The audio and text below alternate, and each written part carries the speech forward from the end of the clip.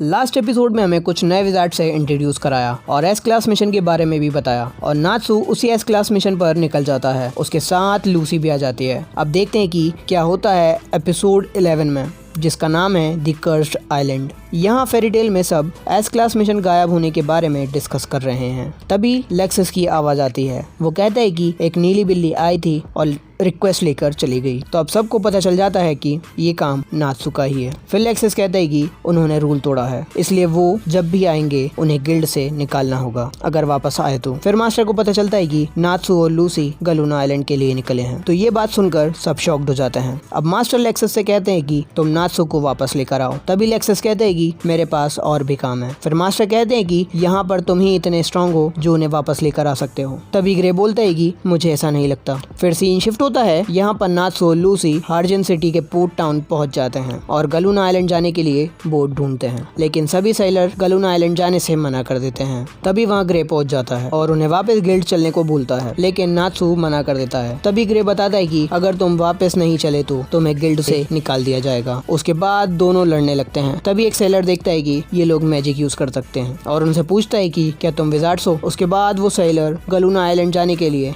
Ready हो जाता है। फिर ग्रे जाने से मना कर देता है तो नात्सू उसे एक किक मारता है और बेहोश कर देता है। उसके बाद ये सब बोट में बैठ जाते हैं। तो अब ग्रे पूछता है कि तुम कौन हो। फिर वो बताता है कि मैं बोबो हूँ, गलूना आइलैंड का सिटीजन, लेकिन उस कर्ज की वजह से मैंने वो आइलैंड छोड़ दिया। अब जो भी वहाँ जाता है उस कर्ज का शिकार बन जाता है। फिर वो सेलर अपना हाथ दिखाता है और बताता है कि ये सब कर्ज मैजिक की वजह से हुआ है। फिर वो सभी उस आइलैंड पर पहुँचने वाले होते हैं। तभी वो सेलर गायब हो जाता है और ये सब हैरान हो जाते हैं। और तभी अचानक से एक बड़ी सी वेव आती है और ये सब गिर जाते हैं। फिर जब इनकी आंखें खुलती है तो ये सब गलूना आइलैंड पर होते हैं। उसके बाद नात्सू और लूसी उस जॉब पोस्ट को पढ़ने लगते हैं। अब ग्रे भी उनके साथ इस मिशन पर आने के लिए रेडी हो जाता है और कहता है कि हम इस मिशन को कंप्लीट करेंगे और सबको दिखा देंगे कि हम भी किसी से कम नहीं है। अब टीम नात्सू विलेज में एंटर हो जाती है और वो देखते हैं कि यहाँ पर विलेजर्स की बॉडी का कोई एक पार्ट मॉन्स्टर या डीमन का है। तभी विलेज का हेड मूका बताता है कि ये सब कर्ज की वजह से हुआ है और जब से मून का कलर चेंज हुआ है तभी से हम श्रापित हो गए हैं।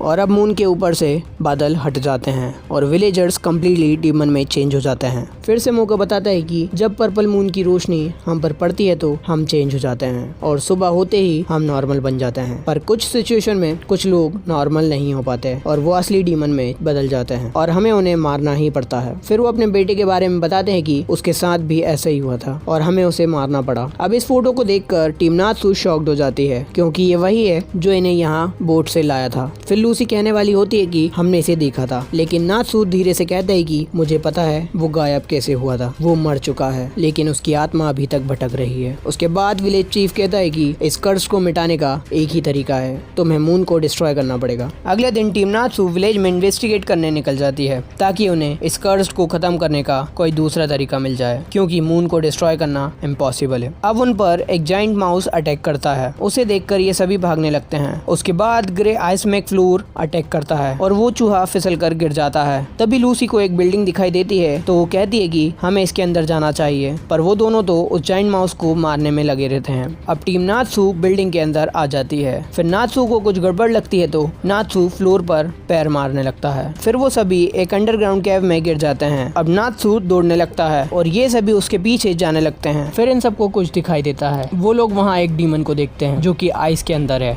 फिर ग्रे कहता है कि ये नहीं हो सकता। तो नात्सू पूछता है कि क्या तुम इसे जानते हो। तभी ग्रे बताता है कि ये डेलियोरा है, डीमन ऑफ डिस्ट्रक्शन, पर ये यहाँ क्या कर रहा है। तभी उन्हें कुछ फुटस्टेप की आवाज सुनाई देती है और वो छुप जाते हैं। वो सभी दो विजार्ड्स को आते देखते हैं जिसमें से एक का मुंह तो डॉग की तरह है।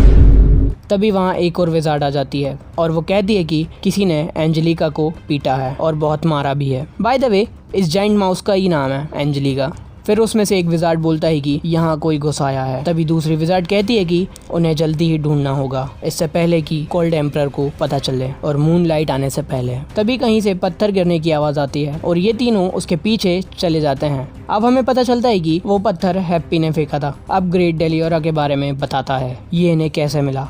इसे तो नॉर्थ कॉन्टिनेंट में सील किया गया था 10 साल पहले इस डीमन ने इस्वान रिलीजन पर हमला किया था और बहुत सारे लोग मारे भी गए थे। जिस लेडी ने मुझे मैजिक सिखाया, मास्टर और उन्होंने इसे सील करने में अपनी पूरी लाइफ सेक्रीफाइस कर दी। हमें उस कोल्ड एम्परर को ढूंढना होगा। अगर इन्होंने मेरे मास्टर के सेक्रीफाइस को ऐसे ही जाने दिया तो मैं इन्हें नहीं छोड़ूंगा।